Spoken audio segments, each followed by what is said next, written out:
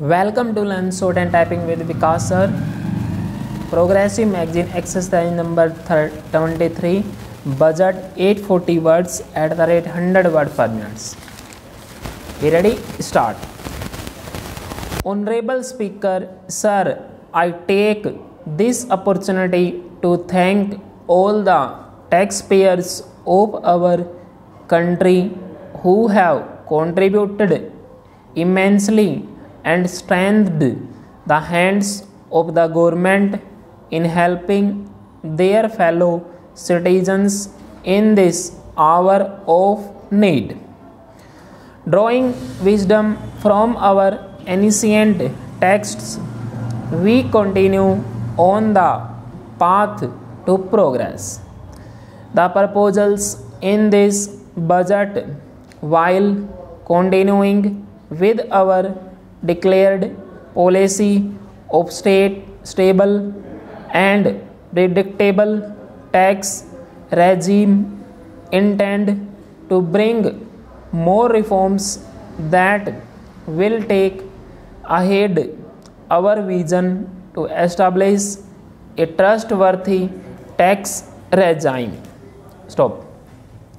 This will further simplify the tax system, promote voluntary compliance by taxpayers, and reduce litigation. India is growing at an accelerated pace and people are undertaking multiple financial transactions. The Income Tax Department has established a robust framework of reporting of taxpayers' transactions. Stop. In this context, some taxpayers may realize that they have committed omissions or mistakes in correctly estimating their income for tax payment. To provide an opportunity to correct such errors, I am proposing a new provision permitting taxpayers to file an updated return on payment of additional tax. This updated return can be filed within 2 years from the end of the relevant assessment year. Presently, if the department finds out that some income has been missed out by the SSC, it goes through a lengthy process of adjudication. Stop.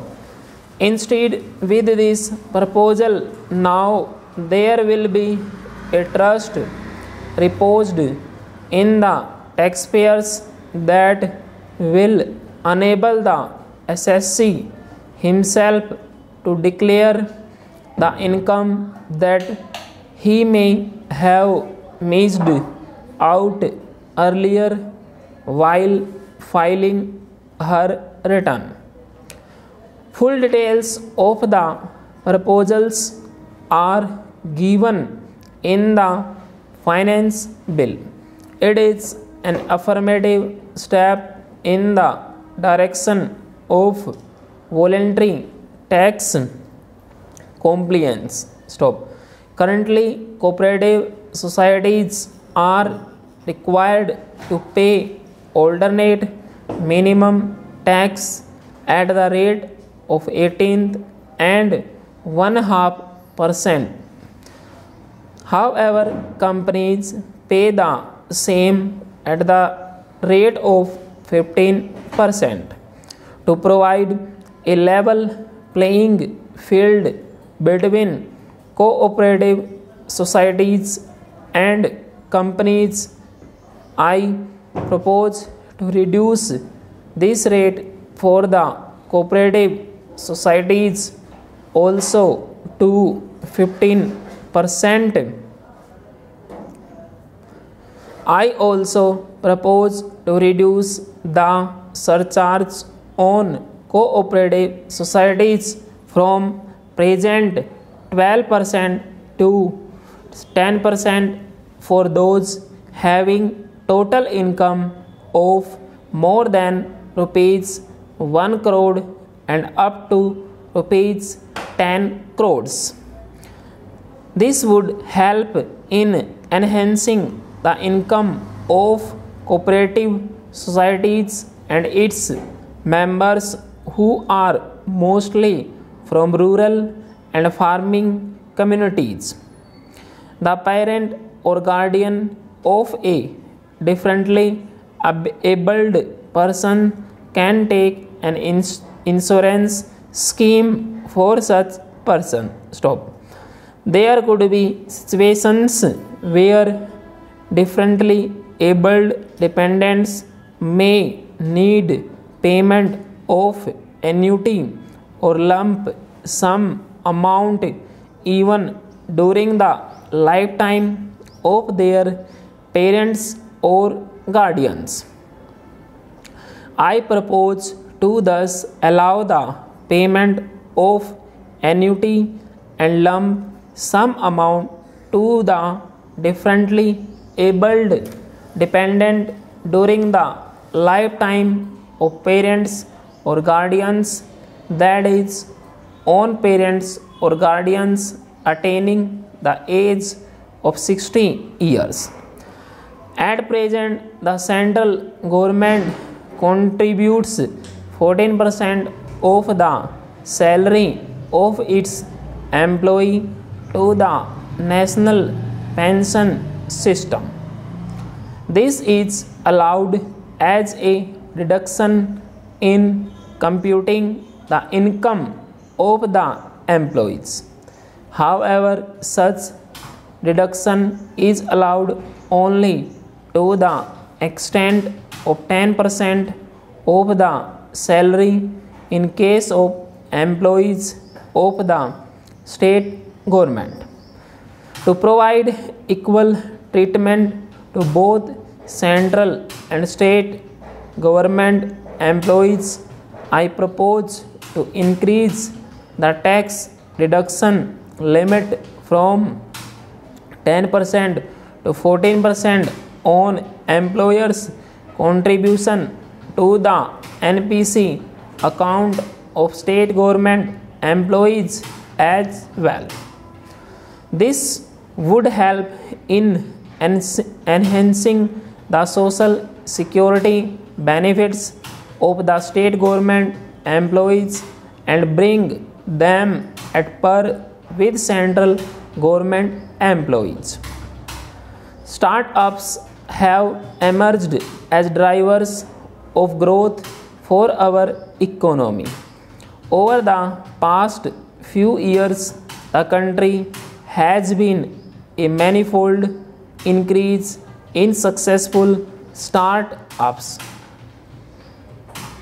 Eligible startups established before 31st/3/2022 had been provided a tax incentive for 3 consecutive years out of 10 years from incorporation. In view of the COVID pandemic, I propose to extend the period of incorporation of the eligible startup by 1 more year, that is up to 31st/3/2023, for providing such tax incentive.